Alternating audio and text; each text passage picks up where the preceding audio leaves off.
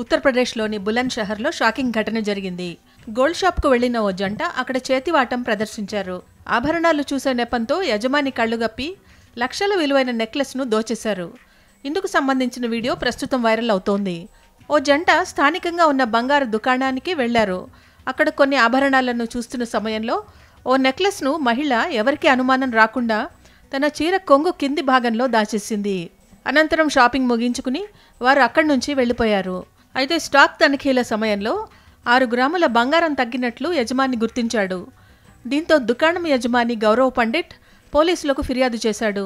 పోయిన నెక్లెస్ విలువ దాదాపు 6 లక్షల రూపాయలుంటుందని ఫిర్యాదులో తెలిపాడు. కేసు నమోదు చేసుకున్న పోలీసులు దర్యాప్తు చేపట్టారు. దుకాణంలోని సీసీటీవీ ఫుటేజ్ని పరిశీలించారు. అందులో ఓ మహిళ నెక్లెస్ దోచేసిన విషయం బయటపడింది.